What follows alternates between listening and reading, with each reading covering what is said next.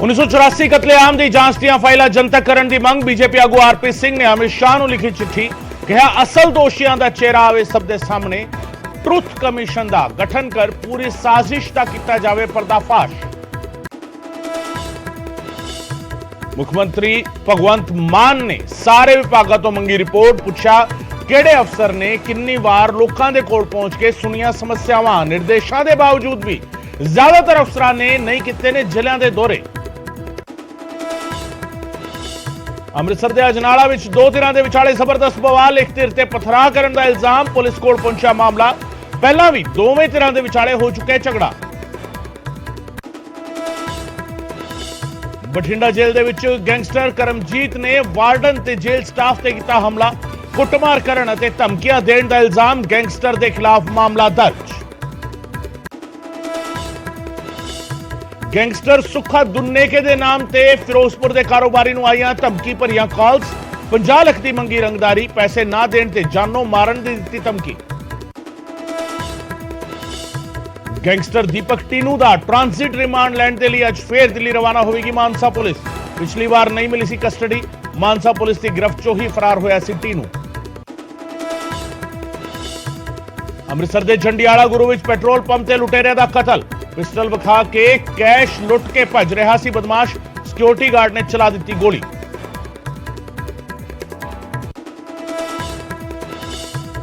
खन्ना विच आपसी रंजिश दे विच होए झगड़े दौरान हवलदार का कतल, तकरार तो बाद कुछ लोगों ने किया हमला, पुलिस ने 2 लोगों को किया गिरफ्तार।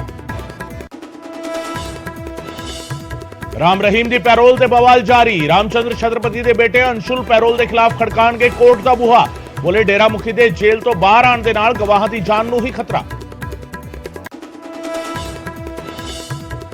अपने स्टैंड ते कायम बीबी जगीर कौर, सूत्रां के मुताबिक दलजीत चीमा और सुरजीत रखड़ा के नाल मीटिंग तो बाद भी नहीं बदलिया मन, एसजीपीसी प्रधान की चोन लड़न ते ने बजट। गुजरात के मोरबी हादसे दे विच मरण वाले का आंकड़ा वधिया, हुण तक 132 लोगों की मौत की तस्दीक, राहत ते बचाव कार्य जारी, जांच के लिए हाई पावर कमेटी का गठन। केजरीवाल का हरियाणा दौरा रद्द, मोरबी हादसे करके प्रोग्राम किया कैंसल, आदमपुर विच करना सी रोड शो।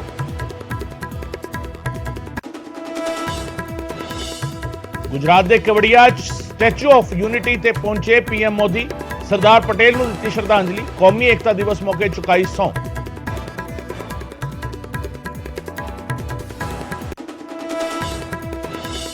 छठ पूजा के चौथे के आखिरी दिन चढ़ते सूरज को दिता गया अर्घ, घाट ते उमड़िया लोगों का हजूम।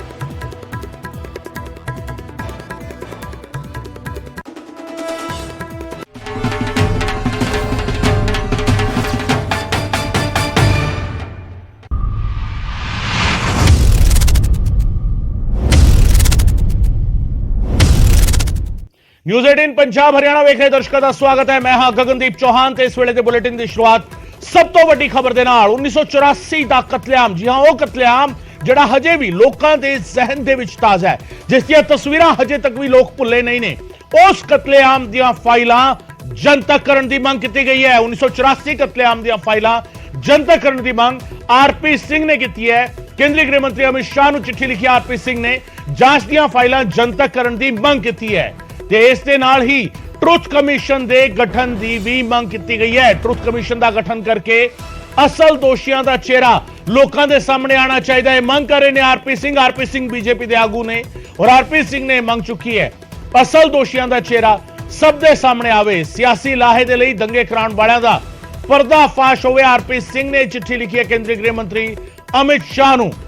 1984 दे कतलेआम दियां फाइलां, उस संबंधी फाइलां जिहड़ा है जनतक होणगियां, कि यह होएगा या नहीं होएगा, यह अपने आप में बड़ा सवाल है। हालांकि आरपी सिंह बीजेपी आगू ने उन्होंने चिट्ठी लिख दी है केंद्रीय गृह मंत्री अमित शाह नूं। उन्होंने चिट्ठी दे विच मंग की है कि फाइलां जिहड़ियां ने एक तां जनतक होण, दूजा जिहड़े लोग असल विच साजिश के पिछे सीगे उन्हां दे चेहरे लोकां दे सामने आण, उन्हां दे बारे लोकां नूं पता लगे। एक लंबा चिर हो चुका है 84 कतलेआम तो बाद हजे तक भी इंसाफ के लिए लोग लड़ाई लड़ रहे हैं, हजे तक भी दोषियों को सजा दिवाउण की लड़ाई जारी है, अदालती कार्रवाई जारी है। अदालत के तरीका पैंदियां ने, सुनवाई हो रही है और मामला जिहड़ा है ਕਈ ਸਾਰੇ ਜਾਂਚ ਕਮਿਸ਼ਨ ਤੋਂ ਹੁੰਦਾ ਹੋਇਆ ਅਖੀਰ ਹੁਣ ਅਦਾਲਤ ਦੇ ਵਿੱਚ ਇਸ ਵੇਲੇ ਵੀ ਉਸ ਮਾਮਲੇ ਦੀ ਸੁਣਵਾਈ ਚੱਲ ਰਹੀ ਹੈ ਤੇ ਲਗਾਤਾਰ ਸੁਣਵਾਈਆਂ ਦੌਰਾਨ ਕੁਝ ਇੱਕ ਦੋਸ਼ੀਆਂ ਨੂੰ ਸਜ਼ਾ ਵੀ ਹੋਈ, ਸੱਜਣ ਕੁਮਾਰ ਨੂੰ ਸਜ਼ਾ ਹੋਈ, ਪਰ ਕਈ ਹਜੇ ਵੀ ਬਾਹਰ ਆਜ਼ਾਦ ਘੁੰਮ ਰਹੇ ਨੇ। ਉਹਨਾਂ ਨੂੰ ਲੈ ਕੇ ਵੀ ਸਵਾਲ ਉੱਠਦੇ ਨੇ। ਆਰਪੀ ਸਿੰਘ ਸਾਹਿਬ ਖੁਦ ਸਾਡੇ ਨਾਲ ਫੋਨ ਲਾਈਨ ਤੇ ਇਸ ਵੇਲੇ ਮੌਜੂਦ ਨੇ। ਸਿੰਘ ਸਾਹਿਬ, ਬਹੁਤ ਬਹੁਤ ਸਵਾਗਤ ਹੈ। ਤੇ ਇਸ ਪੂਰੇ ਸਿਨੈਰੀਓ ਦੇ ਵਿੱਚ ਅੱਜ ਜਿਹੜੀ ਚਿੱਠੀ ਤੁਸੀਂ ਲਿਖ ਰਹੇ ਹੋ ਕੇਂਦਰੀ ਗ੍ਰਹਿ ਮੰਤਰੀ ਨੂੰ, ਇਸ ਚਿੱਠੀ ਦੇ ਮਾਇਨੇ ਕਿਸ ਤਰੀਕੇ ਨਾਲ ਸਮਝੇ ਜਾਣ? देखो, एक तो धन्यवाद है मोदी जी का जिन्होंने चलते हुए आज सज्जन कुमार और होर कुछ लोग जेल च ने जिन्होंने सजा हो पाई, पर सिर्फ वही दोषी नहीं सन, होर भी बड़े सारे दोषी सन, उन्होंने सजा होए उसकी चिंता है। परंतु जी वड्डी चिंता है वो है कि जी हाल ही जानकारियां हो रही, एक किताब आई खालिस्तान कॉन्स्पिरेसी उत्ते एक रॉ दे अफसर की रिसर्च एनालिसिस विंग के एक अफसर की उन्होंने बड़ा कुछ एक्सपोज किया और किताब आया साल हो गया। वो बड़ा क्लीयरली लिखते हैं कि यह पूरा जो मामला सी यह बहुत पहले प्लान किया गया। 1984 जो ऑपरेशन ब्लू स्टार भी वो 1980 तो सोच वो चल पई सी, और फिर जो 84 दिल्ली होया उसकी सोच भी पहले तो हैगी सी, और किधर बैठ के एक ऑफिस का उन्होंने मैंशन भी किया है, वो तो कंट्रोल हो रहा मैनेज हो रहा सी। सिर्फ यही नहीं, गुजराल साहब आए के गुजराल साहब जब सारी घटना हो रही थी, नरसिम्हा राव साहब होम मिनिस्टर सन, उन्होंने कोल गए सन कि तुम आर्मी बुलाओ। नरसिम्हा राव साहब ने हाथ खड़े करते कह के मेरे हाथ नहीं है, पीएमओ डिसाइड कर रहा है। होम मिनिस्टर देश का करे मेरे हाथ नहीं है, पीएमओ डिसाइड कर रहा है। इदा मतलब कितने होर चीज़ां हो रही सन, कितने होर रिमोट कंट्रोल चल रहा सी। इदा ही एक RN काओ नाम के उस वेले अधिकारी सन, वो सिक्योरिटी इंचार्ज सन मिसेस गांधी के रॉ के पहले अफसर रहे ने।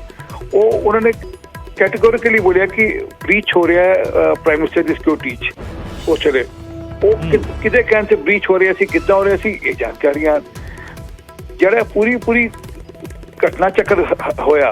ये सारा मेरा कहना है कि मिनोरिटीज़ को टारगेट करके देश की सब तो अच्छी राष्ट्रवादी नैशनलिस्ट मिनोरिटी को टारगेट करके मेजोरिटी वोट लैन वास्ते किया गया, ताकि असं मिनोरिटी को टारगेट कर देंगे, मेजोरिटी वोट को डूडी को जाके ले लेंगे।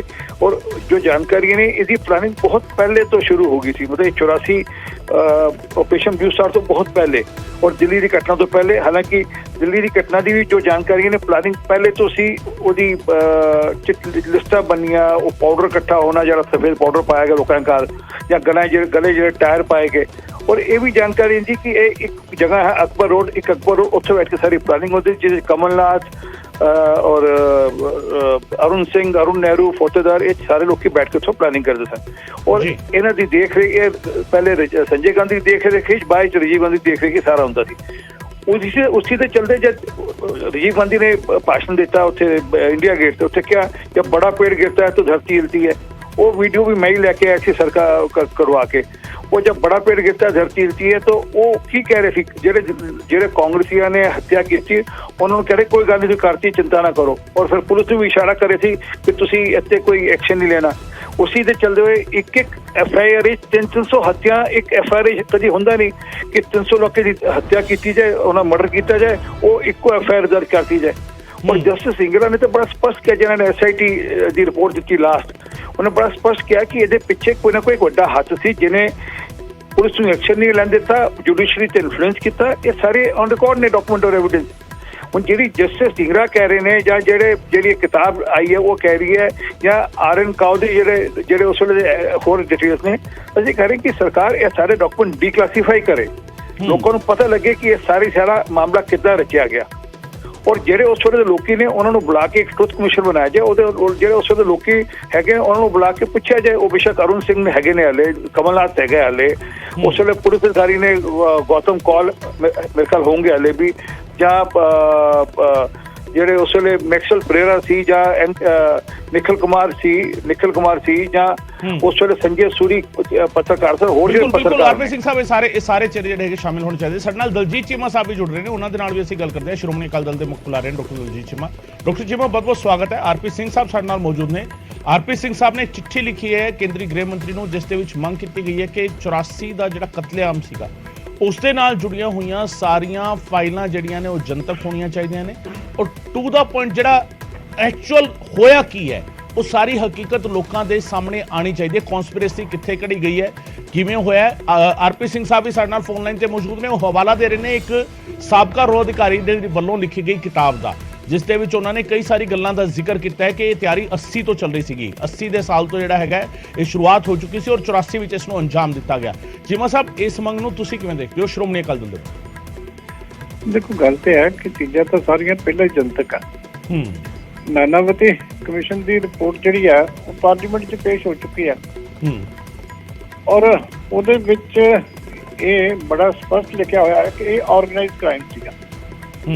ਭੀੜਾਂ ਨੂੰ ਲਿਆ ਕੇ ਘਰਾਂ ਦੇ ਵਿੱਚੋਂ DTC ਦੀਆਂ ਬੱਸਾਂ ਦੇ ਵਿੱਚ ਉੱਥੇ ਲਿਆਂਦਾ ਗਿਆ, ਸਿੱਖਾਂ ਦੇ ਘਰਾਂ ਦੀ ਸ਼ਨਾਖਤ ਕੀਤੀ ਗਈ, ਸਾਰਿਆਂ ਕੋਲ ਇੱਕੋ ਤਰ੍ਹਾਂ ਦਾ ਪਾਊਡਰ ਸੀ ਜਿਹੜਾ ਪਾ ਕੇ ਉੱਥੇ ਸੁੱਟ ਕੇ ਅੱਗ ਲਾਈ ਜਾਂਦੀ ਸੀਗੀ। ਉਹਦੇ 'ਚ ਕਾਂਗਰਸ ਦੇ ਲੀਡਰਾਂ ਦੇ ਬੜੇ ਸਪਸ਼ਟ ਉਹਨਾਂ ਨੇ ਨਾਮ ਦਿੱਤੇ ਸਾਰਿਆਂ ਦੇ ਕਿ ਇਹ ਕਾਂਗਰਸ ਦੇ ਲੀਡਰ ਹੈਗੇ ਆ ਜਿਹੜੇ ਸਿੱਧੇ ਤੌਰ ਦੇ ਉੱਤੇ ਜ਼ਿੰਮੇਵਾਰ ਹੈ। ਇਸ ਕਰਕੇ ਜਦੋਂ ਜਿਹੜੀ ਹੈ ਇੱਕ ਸੁਪਰੀਮ ਕੋਰਟ ਦੇ ਰਿਟਾਇਰਡ ਚੀਫ ਜਸਟਿਸ ਨੇ ਰਿਪੋਰਟ ਪੇਸ਼ ਕਰ ਦਿੱਤੀ, ਗੱਲ ਤਾਂ ਹੈ ਕਿ ਉਸ ਤੋਂ ਬਾਅਦ ਉੱਤੇ ਫਾਲੋ ਅਪ ਐਕਸ਼ਨ ਕੀ ਹੁੰਦਾ, ਕਿਉਂਕਿ ਇਹ ਤਾਂ ਇੱਕ ਨਿਊਜ਼ ਹੀ ਬਣ ਕੇ ਰਹਿ ਜਾਂਦੀ ਹੈ ਕਿ ਫਿਰ ਤੁਸੀਂ ਨਵੇਂ ਸਿਰੇ ਤੋਂ ਕਿਸੇ ਨੇ ਕਿਤਾਬ ਲਿਖ ਦਿੱਤੀ। ਇਹ ਆਲਰੇਡੀ ਜਿਹੜੇ ਕਮਿਸ਼ਨਸ ਆਫ ਇਨਕੁਆਇਰੀ ਨੇ ਉਹਨਾਂ ਨੇ ਬੜੇ ਤੱਥ ਜਿਹੜੇ ਆ ਸਾਹਮਣੇ ਜਾਂਦੇ ਹੋਏ ਆ ਦੇਸ਼ ਦੇ ਪਾਰਲੀਮੈਂਟ 'ਚ ਦੇਸ਼ ਦੇ ਵਿੱਚ ਪੇਸ਼ ਹੋ ਚੁੱਕੇ ਆ।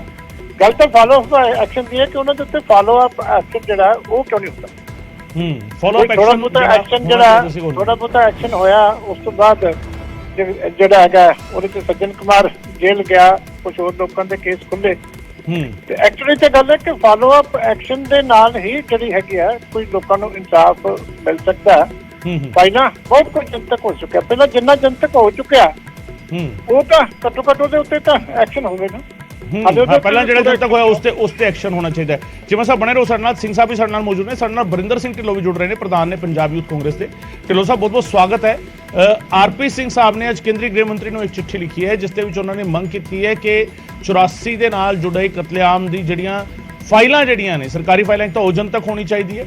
ਦੂਜੀ, ਇਸ ਮਾਮਲੇ ਬਾਰੇ ਟਰੁਥ ਕਮਿਸ਼ਨ ਇੱਕ ਬਣਾਇਆ ਜਾਣਾ ਚਾਹੀਦਾ ਜਿਹੜਾ ਪੂਰੀ ਜਾਂਚ ਕਰੇ ਇਸ ਪੂਰੇ ਮਾਮਲੇ ਦੀ ਇੱਕ ਵੱਖਰੇ ਤਰੀਕੇ ਔਰ ਟਰਾਂਸਪੇਰੈਂਸੀ ਦੇ ਨਾਲ। ਹਰੇਕ ਚੀਜ਼ ਜਿਹੜੀ ਹੈਗੀ ਉਹ ਜਨਤਕ ਤੌਰ ਤੇ ਲੋਕਾਂ ਦੇ ਸਾਹਮਣੇ ਆਣੀ ਚਾਹੀਦੀ ਹੈ। ਕਨਸਪੀਰੇਟਰ ਕੌਣ ਸੀਗੇ, ਸਾਜ਼ਿਸ਼ ਕਿਹਨਾਂ ਨੇ ਘੜੀ ਔਰ ਕਦੋਂ ਤੋਂ ਇਹ ਘੜੀ ਜਾ ਰਹੀ ਸੀਗੀ, ਇਹ ਸੱਚ ਸਾਹਮਣੇ ਆਣਾ ਚਾਹੀਦਾ ਹੈ। ਪੰਜਾਬ ਯੂਥ ਕਾਂਗਰਸ ਦੇ ਪ੍ਰਧਾਨ ਹੋਣ ਦੇ ਨਾਤੇ ਤੁਸੀਂ ਇਸ ਮੰਗ ਨੂੰ ਕਿਵੇਂ ਦੇਖਦੇ ਹੋ?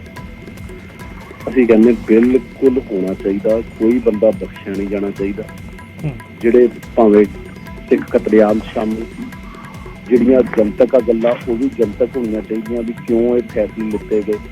ਲੇਕਿਨ ਗੱਲ ਇਹ ਵੀ ਨਾਲ ਆ ਵੀ ਕਦ ਤੱਕ BJP ਜਿਹੜੀ ਇਹ ਲੈਟਰਾਂ ਲਿਖ ਰਹੀ ਹੈ, ਕਦੀ 2002 ਬਾਰੇ ਬੋਲੇ, ਗੁਜਰਾਤ ਰਾਇਟਸ ਬਾਰੇ ਇਹੀ ਸੇਮ ਬੰਦੇ।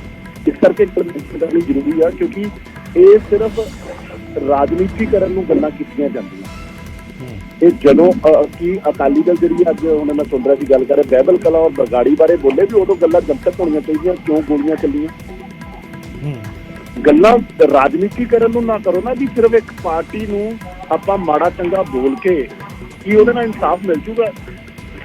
ਸੈਂਟਰ ਵਿੱਚ 8 ਸਾਲ ਇਹਨਾਂ ਦੀ ਸਰਕਾਰ, ਪਹਿਲੇ 14 ਸਾਲ, ਪਿਛਲੇ 30 ਸਾਲਾਂ ਦੇ ਵਿੱਚੋਂ 84 ਤੋਂ ਬਾਅਦ ਆਜ਼ਾਦੀ ਹੈ 30 ਸਾਲਾਂ ਦੇ ਵਿੱਚੋਂ ਇਹ ਰਹਿ ਚੁੱਕੇ ਆ 14 ਤੋਂ 16 ਸਾਲ 16 ਸਾਲ ਘੱਟ ਨਹੀਂ ਹੁੰਦੇ ਸੈਂਟਰ ਦੇ ਵਿੱਚ। ਲੇਕਿਨ ਦੱਸੋ ਫਿਰ ਇਨਸਾਫ ਕਿੱਥੇ ਮਿਲਿਆ? ਸਿਰਫ ਗੱਲਾਂ ਕਰਨ ਖਾਤਰ ਕਰਨੀਆਂ ਆਪਾਂ, ਗੱਲਾਂ ਦੀ ਚਿੱਠੀਆਂ ਲਿਖ ਕੇ ਬਸ ਅੱਜ ਦੀ ਖਬਰ ਬਣਾ ਕੇ ਆਪਾਂ ਸਿਰਫ ਇੱਕ ਖਬਰ ਬਣਾਣੀ ਔਰ ਆਪਾਂ ਉਹਨਾਂ ਚੀਜ਼ਾਂ ਦੇ ਉੱਤੇ ਕੋਈ ਅਮਲ ਨਹੀਂ ਹੋਣਾ। 16 ਸਾਲ ਹੋ ਗਏ ਇਹਨਾਂ ਦੀ ਸਰਕਾਰ ਨੂੰ ਸੈਂਟਰ 'ਚ। ਆਰਪੀ ਸਿੰਘ ਸਾਹਿਬ, ਸਿਰਫ ਸਿਆਸਤ ਕਰਨ ਲਈ ਇਹ ਚਿੱਠੀ ਲਿਖੀ ਜਾ ਰਹੀ ਹੈ? ਦੇਖੋ ਤੁਹਾਡੇ ਸਾਹਮਣੇ ਅਗਰ ਸਿਆਸਤ ਨਾ ਕਰਨੀ ਹੋਵੇ ਤੇ ਗੁਜਰਾਤ ਰਾਈਟਸ ਬਾਰੇ ਵੀ ਬੋਲਣ, ਇਹਨਾਂ ਨੂੰ ਇੰਨਾ ਕਤਲੇਆਮਾਂ ਦਾ ਤਕਲੀਫ ਹੋਵੇ। ਢਿੱਲੋਂ ਸਾਹਿਬ, ਸਵਾਲ ਦਾ ਜਵਾਬ ਵੀ ਲੈ ਲੈਂਦੇ, ਜਵਾਬ ਲੈ ਲੈਂਦੇ। ਆਰਪੀ ਸਿੰਘ ਸਾਹਿਬ, ਮੈਨੂੰ ਲੱਗਦਾ ਇਹਨਾਂ ਦਾ ਖੂਨ ਪਾਣੀ ਹੋ ਚੁੱਕਾ ਹੈ। ਸਿੱਖ ਨਹੀਂ, ਸਿੱਖ ਦਾ ਉਹ ਸਿੱਖ ਨਹੀਂ ਜਿਹਦਾ ਖੂਨ ਹਾਲੇ ਵੀ ਫੁੱਲ ਕਿਸੇ ਕਿਤੇ ਹੋਰ ਜੋੜ ਦਿੰਦੇ ਨੇ। ਅਫਸੋਸ ਹੈ ਇਸ ਗੱਲ ਦਾ, ਪਰੰਤੂ ਜਿਹੜੀ ਇਹ ਇਸੇ ਸਰਕਾਰ ਦੇ ਅੰਤਰਗਤ ਪ੍ਰਧਾਨ ਮੰਤਰੀ ਮੋਦੀ ਜੀ ਚੱਲਦੇ ਹੋਏ ਅੱਜ ਸੱਜਣ ਕੁਮਾਰ ਔਰ ਬਾਕੀ ਲੋਕੀ ਜੇਲ੍ਹ 'ਚ ਨੇ, ਵੱਡੇ ਜਿਹੜੇ ਹੈਗੇ ਨੇ ਔਰ ਬਾਕੀਆਂ ਦੇ ਮਾਮਲੇ ਚੱਲ ਰਹੇ ਨੇ।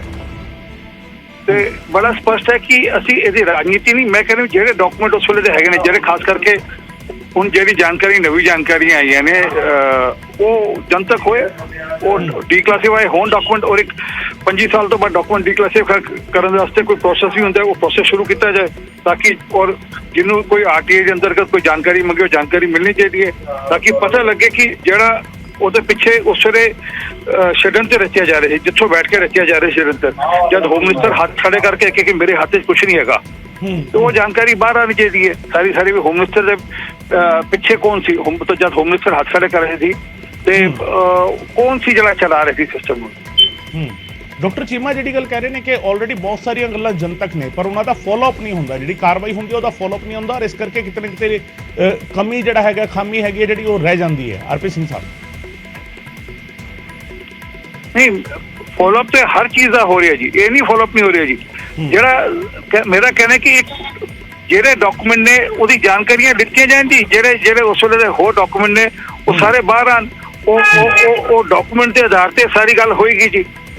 ਉਹ ਡਾਕੂਮੈਂਟ ਦੇ ਆਧਾਰ ਤੇ ਪਤਾ ਲੱਗੇਗਾ ਕਿ ਉਹ ਜਿਹੜਾ ਰਿਮੋਟ ਕੰਟਰੋਲ ਸੀ ਕਿੱਥੋਂ ਚੱਲ ਰਿਹਾ ਸੀ ਉਸ ਵੇਲੇ 84 ਦਾ ਜਾਂ 84 ਤੋਂ ਪਹਿਲੇ ਜਿਹੜਾ ਪੂਰਾ ਮਾਮਲਾ ਰਚਿਆ ਜਾ ਰਿਹਾ ਸੀ ਉਹਦੀ ਕੁਝ ਜਾਣਕਾਰੀ ਆਣੀ ਸ਼ੁਰੂ ਹੋਈ ਹੈ, ਉਹ ਬਾਹਰ ਨਿਕਲਣ, ਉਹ ਬਾਹਰ ਆਉਣ ਦੁਨੀਆ ਅੱਗੇ ਸਾਰੇ ਅੱਗੇ ਐਕਸਪੋਜ਼ ਹੋਇਆ ਸਾਰਾ ਮਾਮਲਾ ਜੀ। ਡਾਕਟਰ ਚੀਮਾ ਇਹ ਜਿਹੜੀ ਗੱਲ ਇਹ ਜਿਹੜੀ ਗੱਲ ਆਰਪੀ ਸਿੰਘ ਸਾਹਿਬ ਕਹਿ ਰਹੇ ਨੇ ਇਸ ਗੱਲ ਨਾਲ ਤੁਸੀਂ ਇਤਫਾਕ ਰੱਖਦੇ ਹੋ ਕਿ ਜਿਹੜੀ ਨਵੀਂ ਜਾਣਕਾਰੀ ਆ ਰਹੀ ਹੈ ਉਹ ਜਨਤਕ ਜਿਹੜੀ ਹੈਗੀ ਹੁਣ ਹੋਣੀ ਚਾਹੀਦੀ ਹੈ ਔਰ ਉਸ ਦੇ ਬਾਰੇ ਜਿਹੜਾ ਹੈਗਾ ਹੁਣ ਚਰਚਾ ਹੋਣੀ ਚਾਹੀਦੀ ਹੈ। ਨਵੀਂ ਜਾਣਕਾਰੀ ਉਹੀ ਪੁਰਾਣੀ ਜਾਣਕਾਰੀ ਹੈ ਜਿਹੜੀ ਜਸਟਿਸ ਨਾਨਾਵਤੀ ਕਮਿਸ਼ਨ ਦੇ ਵਿੱਚ ਆ ਚੁੱਕੀ ਹੈ। ਮੈਂ ਕਿਹਾ ਨਾ ਕਿ ਉਹਦੇ ਵਿੱਚ ਇਹ ਗੱਲ ਸਾਬਤ ਹੈਲੋ ਜੀ ਜੀ ਡਾਕਟਰ ਚੀਮਾ ਉਹਦੇ ਵਿੱਚ ਇਹ ਗੱਲ ਸਾਬਤ ਹੋ ਚੁੱਕੀ ਹੈ ਕਿ ਆਰਗੇਨਾਈਜ਼ਡ ਕ੍ਰਾਈਮ ਸੀਗਾ। ਨਾਨਾਵਤੀ ਕਮਿਸ਼ਨ ਦੇ ਵਿੱਚ ਲਿਖਿਆ ਹੋਇਆ ਕਿ ਡੀਟੀਸੀ ਦੀਆਂ ਬੱਸਾਂ ਦਿੱਤੀਆਂ ਗਈਆਂ, ਭੀੜਾਂ ਨੂੰ ਲੈ ਕੇ ਆਇਆ ਗਿਆ, ਘਰਾਂ ਦੀ ਸ਼ਨਾਖਤ ਵੋਟਰ ਲਿਸਟਾਂ ਤੋਂ ਕੀਤੀ ਗਈ, ਕਰਨ ਵਾਲੇ ਲੀਡਰ ਕਿਹੜੇ ਸੀ, ਕਰਾਉਣ ਵਾਲੇ ਲੀਡਰ ਕਿਹੜੇ ਸੀ, ਸਾਰੇ ਦੇ ਨਾਂ ਲਿਖੇ ਹੋਏ। ਫਿਰ ਪੁਲਿਸ ਨੇ ਇੰਨੀ ਦੇਰ ਤੱਕ ਉਹ ਪੜ ਕੇ ਸਾਰੇ ਅੰਦਰ ਕਿਉਂ ਨਹੀਂ ਦਿੱਤੇ? ਗਲਤ ਹੈ ਇਹ ਮੈਟਰ ਕਰਦਾ।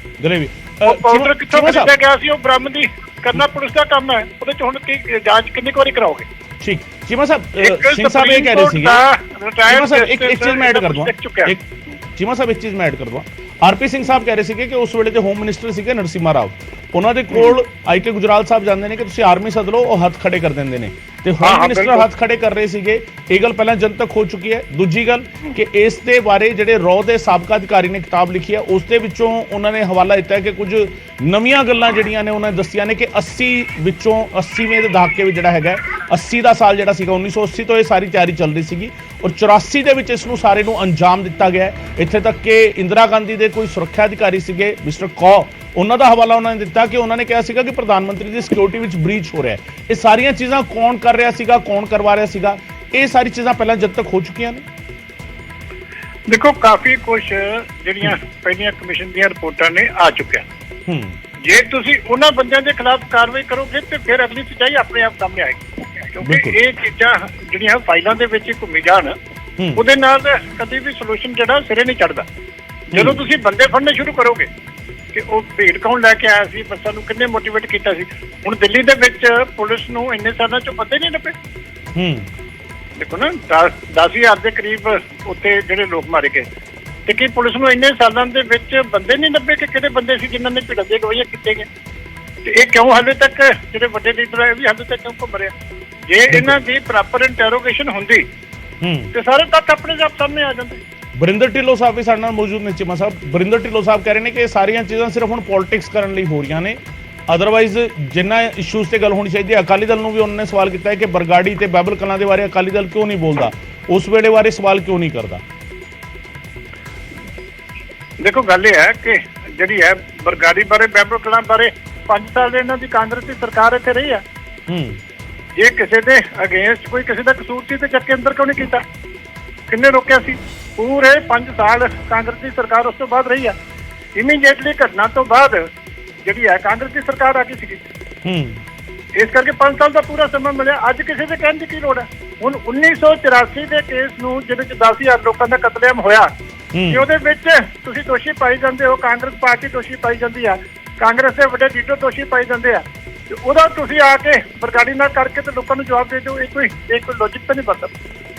ਕਿੰਨੇ ਰੋਕਿਆ ਸੀ ਐਕਸ਼ਨ ਲੈਣ ਨੂੰ? 5 ਸਾਲ ਸਰਕਾਰ ਚੱਲੀ ਆ, ਸਾਰੇ ਅੰਦਰ ਦੇਣੇ ਚਾਹੀਦੇ ਸੀ ਜਿਹੜਾ ਵੀ ਕਸੂਰਵਾਰ ਸੀ।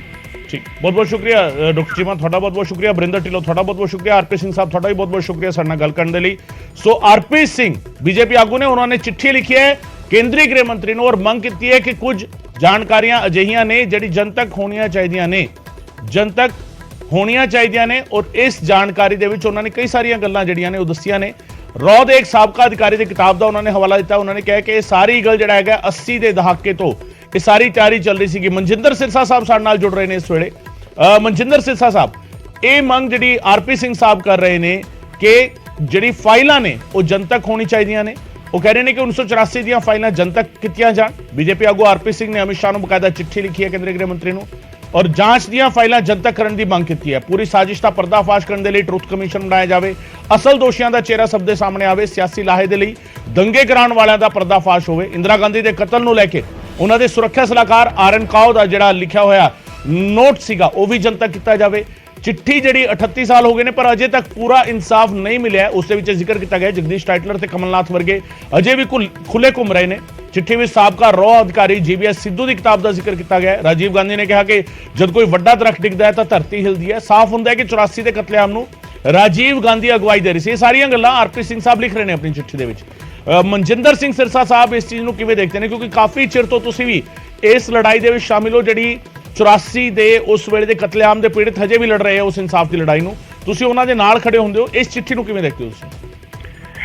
ਨਹੀਂ, ਬੜੀਆਂ ਠੀਕ ਗੱਲਾਂ ਲਿਖੀਆਂ ਨੇ, ਕਿਉਂਕਿ ਜੇ ਆਪਾਂ ਪਿਛੋਕੜ 'ਚ ਦੇਖੀਏ ਜਿਹੜੀ ਸਭ ਤੋਂ ਇੰਪੋਰਟੈਂਟ ਡਿਵੈਲਪਮੈਂਟ ਹੁਣ ਤੱਕ ਰਹੀ, ਇਹ ਗਾਂਧੀ ਪਰਿਵਾਰ ਜਿਹੜਾ ਹੁਣ ਤੱਕ ਸਾਥ ਦਿੰਦਾ ਰਿਹਾ ਉਹਦੇ ਕਰਕੇ। ਦੇਖੋ 1984 ਦੇ ਅੰਦਰ ਜੋ ਹੋਇਆ ਉਸ ਤੋਂ ਬਾਅਦ ਉਸ ਕਤਲੇਆਮ ਤੇ ਲੋਕਾਂ ਨੂੰ ਸਜ਼ਾਵਾਂ ਨਾ ਮਿਲ ਸਕਣ, ਇਹਦੇ ਵਾਸਤੇ ਜਿਹੜਾ ਪ੍ਰਯਤਨ ਕੀਤਾ ਗਿਆ ਕਾਂਗਰਸ ਵੱਲੋਂ ਔਰ ਖਾਸ ਤੌਰ ਤੇ ਗਾਂਧੀ ਪਰਿਵਾਰ ਵੱਲੋਂ, ਉਸਨੇ ਇਹ ਸਾਰੇ ਦੇ ਸਾਰੇ ਇਨਸਾਫ ਦੀ ਉਮੀਦ ਤੇ ਵੀ ਇੱਕ ਜਿਹਨੂੰ ਕਹਿੰਦੇ ਆ ਖਤਮ ਕਰ ਦਿੱਤੀ, ਉਸ ਉਮੀਦ ਤੇ ਵੀ ਪਾਣੀ ਫੇਰਤਾ। 1991 ਦੇ ਅੰਦਰ ਮੈਂ ਤੁਹਾਨੂੰ ਇੱਕ ਜ਼ਰੂਰ ਇੰਸਟੈਂਸ ਯਾਦ ਕਰਾਉਣਾ ਚਾਹੁੰਦਾ। ਸੱਜਣ ਕੁਮਾਰ ਦੇ ਕੇਸ ਦੇ ਅੰਦਰ ਵਿਟਨੈਸ ਸੀ, ਉਸਦੇ ਬੇਟੇ ਨੂੰ ਮੰਜੇ ਤੇ ਬੰਨ ਕੇ ਅੱਗ ਲਾਤੀ ਸੀ, ਉਹਦੀ ਬੇਟੀ ਦਾ ਰੇਪ ਕੀਤਾ ਸੀ 1991 ਚ, 94 ਚ ਜੀ 7 ਸਾਲ ਬਾਅਦ।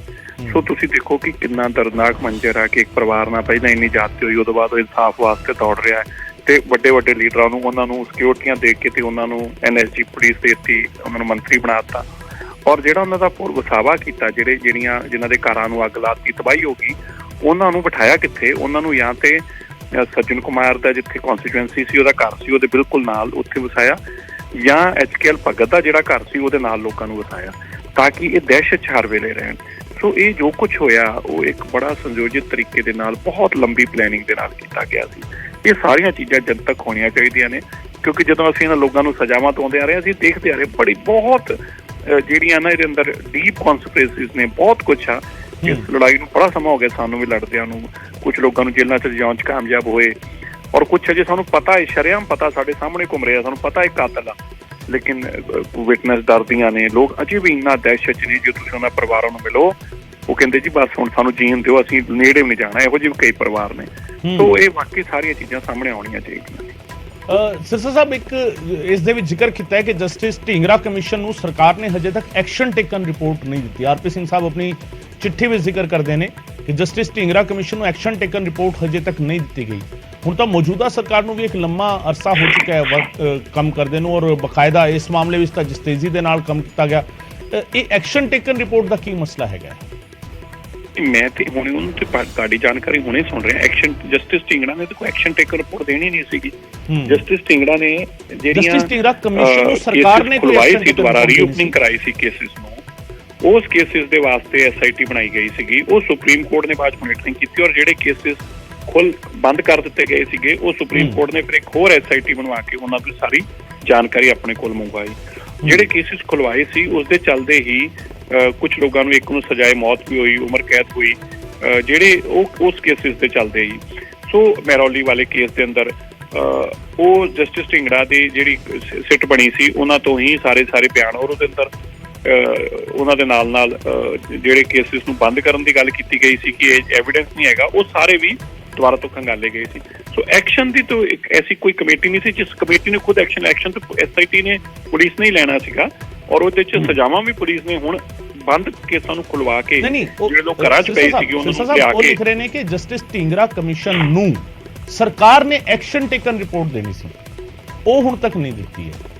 ਨਹੀਂ, ਇਸ ਤਰ੍ਹਾਂ ਸੀ, ਉਹ ਐਕਸ਼ਨ ਟੇਕਨ ਰਿਪੋਰਟ ਇਹ ਸੀ, ਜਸਟਿਸ ਢੀਂਗਰਾ ਨੂੰ ਸੁਪਰੀਮ ਕੋਰਟ ਨੇ ਬਾਅਦ ਚ ਇੱਕ ਅਪਾਇੰਟ ਕੀਤਾ ਸੀ ਕਿ ਜਿਹੜੇ ਕੇਸਿਸ ਬੰਦ ਹੋ ਗਏ ਨੇ ਉਹ ਕੇਸਿਸ ਬਿਨਾਂ ਐਵੀਡੈਂਸ ਤੇ ਜਿਹੜੇ ਕਿਹਾ ਗਿਆ ਕਿ ਇਹਨਾਂ 'ਚ ਐਵੀਡੈਂਸ ਨਹੀਂ ਹੈਗਾ ਉਹਨੂੰ ਬੰਦ ਕੀਤੇ ਗਏ ਨੇ। ਉਹਦੇ 'ਚ ਹੋ ਸਕਦਾ ਜਸਟਿਸ ਢਿੰਗੜਾ ਨੇ ਕਿਸੇ ਇਨਵੈਸਟੀਗੇਸ਼ਨ ਆਫਿਸਰ ਨੂੰ ਜਾਂ ਦੇਖਿਆ ਹੋਵੇ, ਲੇਕਿਨ ਉਹ 'ਚ ਐਕਸ਼ਨ ਤੇ ਪੁਲਿਸ ਲੈ ਰਹੀ ਐਕਸ਼ਨ ਟੇਕਨ ਰਿਪੋਰਟ ਦਾ ਤਾਂ ਐਸਾ ਕੋਈ ਮੇਰੀ ਜਾਣਕਾਰੀ 'ਚ ਨਹੀਂ ਹੋ ਸਕਦਾ। ਮੈਂ ਕੋਈ ਨਾ ਸਮਝ ਪਾ ਰਿਹਾ ਹਾਂ ਜਾਂ ਮੈਂ ਕੋਈ ਚੀਜ਼ ਨੂੰ ਮਿਸ ਕਰ ਰਿਹਾ ਹਾਂ। ਬਹੁਤ ਬਹੁਤ ਸ਼ੁਕਰੀਆ ਸਿਰਸਾ ਸਾਹਿਬ ਸਾਡੇ ਨਾਲ ਗੱਲ ਕਰਨ ਲਈ। ਮਨਜਿੰਦਰ ਸਿੰਘ ਸਿਰਸਾ ਸਾਹਿਬ ਸਾਡੇ ਨਾਲ ਗੱਲ ਕਰ ਰਹੇ ਸੀਗੇ, ਬੀਜੇਪੀ ਆਗੂ। ਔਰ ਇਹ ਚਿੱਠੀ ਜਿਹੜੀ ਹੈਗੀ ਇਸਨੇ ਇੱਕ ਨਵੇਂ ਸਿਰੋਂ ਇੱਕ ਮਸਲਾ ਜਿਹੜਾ ਬਹੁਤ ਪੁਰਾਣਾ 38 ਸਾਲ ਪੁਰਾਣਾ ਮਸਲਾ ਹੈਗਾ, 4 ਇਨਕੁਆਇਰੀ ਕਮਿਸ਼ਨ ਬਣ ਚੁੱਕੇ ਨੇ, 9 ਕਮੇਟੀਆਂ ਬਣੀਆਂ ਨੇ, 2 SIT ਬਣੀਆਂ ਨੇ। ਆਰਪੀ ਸਿੰਘ ਸਾਹਿਬ ਕਹਿ ਰਹੇ ਨੇ ਕਿ ਸਹੀ ਤਰੀਕੇ ਨਾਲ ਸਾਜ਼ਿਸ਼ ਹਜੇ ਵੀ ਸਾਹਮਣੇ ਨਹੀਂ ਆਈ। ਇਹ ਸਾਹਮਣੇ ਆਣੀ ਚਾਹੀਦੀ ਹੈ, ਜਨਤਕ ਹੋਣੀ ਚਾਹੀਦੀ ਹੈ, ਲੋਕਾਂ ਨੂੰ ਪਤਾ ਲੱਗਣਾ ਚਾਹੀਦਾ ਹੈ ਕਿ ਆਖਿਰਕਾਰ ਕੌਨਸਪੀਰੇਟਰ ਕੌਣ ਸੀਗੇ, ਸਾਜ਼ਿਸ਼ ਘਾੜੇ ਕੌਣ ਸੀਗੇ। ਸਾਡੇ ਨਾਲ तमाम आगुआ ने गल की, सारा शुक्रिया अदा करते हैं। और ये सवाल जोड़ा है जोड़ा आरपी सिंह साहब ने जोड़ा चुक्या अपनी चिट्ठी दे राही, इस ते सरकार की जवाब देगी, सरकार किस तरीके हुण एक्शन लेगी और सरकार जोड़ा है की कार्रवाई करती है, ये अपने आप में वेखण वाली गल है।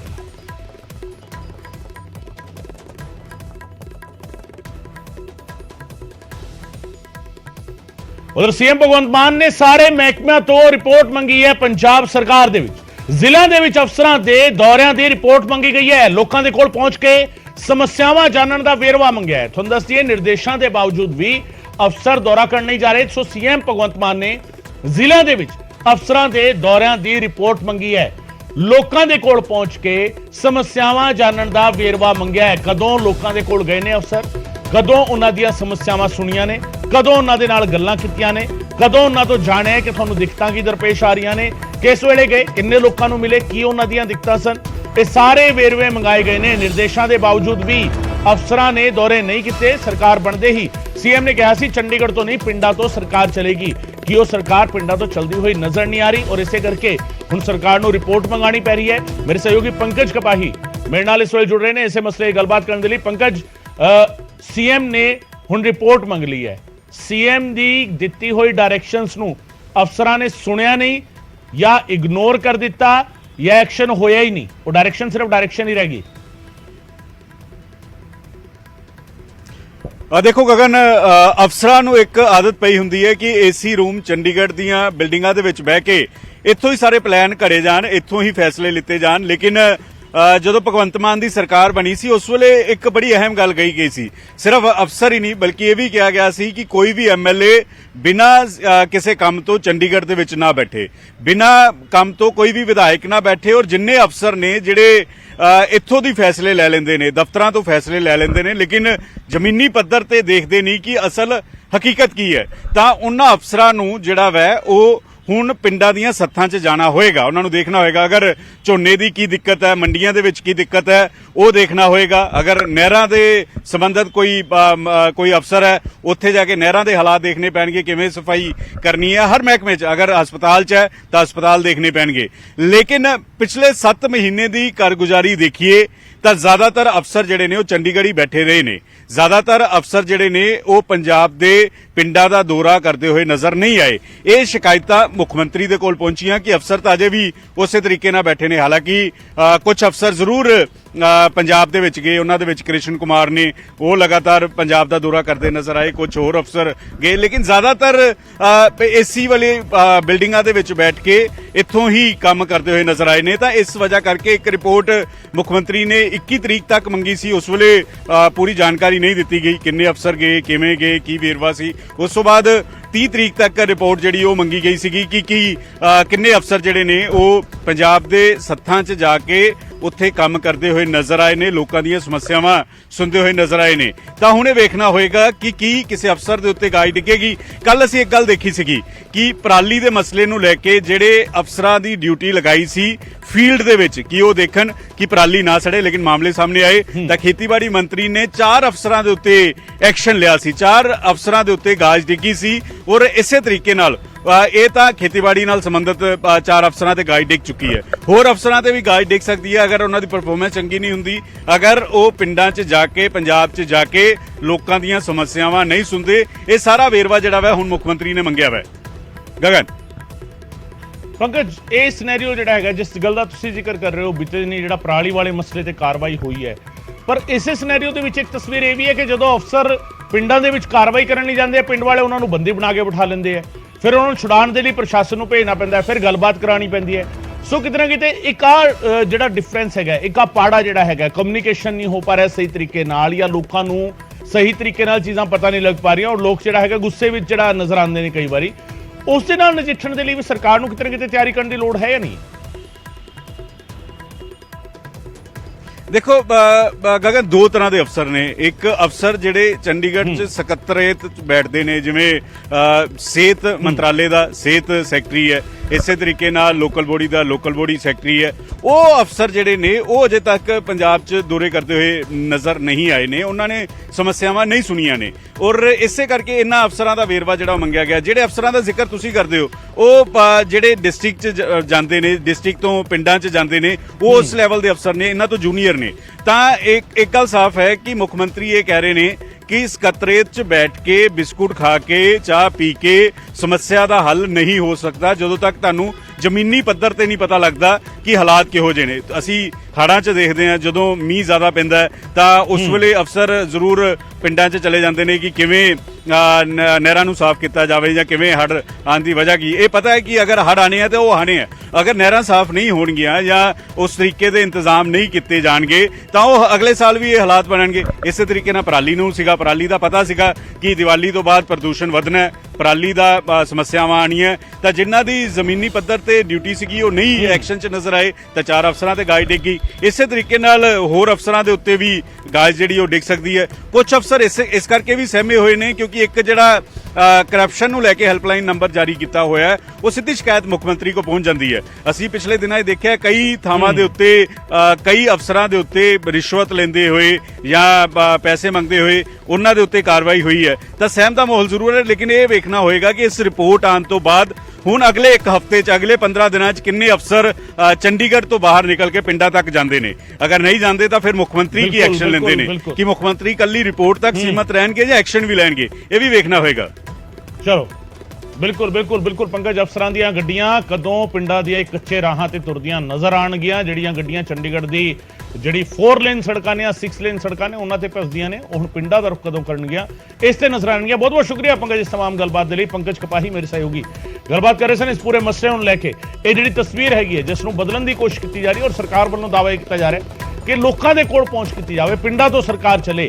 ਚੰਡੀਗੜ੍ਹ ਦੇ ਸਕੱਤਰੇਤ ਵਿੱਚ ਬਹਿ ਕੇ ਸਰਕਾਰ ਨਹੀਂ, ਚਾਹ ਪੀ ਕੇ ਬਿਸਕੁਟ ਖਾ ਕੇ ਸਰਕਾਰ ਦੇ ਫੈਸਲੇ ਨਾ ਹੋਣ, ਲੋਕਾਂ ਦੇ ਵਿਚਾਲੇ ਜਾ ਕੇ ਅਧਿਕਾਰੀ ਇਹ ਸਮਝਣ, ਔਰ ਅਧਿਕਾਰੀ ਕਿਹੜੇ ਜਿਹੜੇ ਸਕੱਤਰੇਤ ਦੇ ਵਿੱਚ ਮੌਜੂਦ ਨੇ, ਜਿਹੜੇ ਸਕੱਤਰ ਪੱਧਰ ਦੇ ਅਧਿਕਾਰੀ ਨੇ, ਮਹਿਕਮਿਆਂ ਨੂੰ ਜਿਹੜੇ ਸਮਝਦੇ ਨੇ, ਉਹ ਜਾ ਕੇ ਮਹਿਕਮਿਆਂ ਦੀ ਹਾਲਤ, ਐਕਚੁਅਲ ਹਾਲਤ ਸਮਝਣ।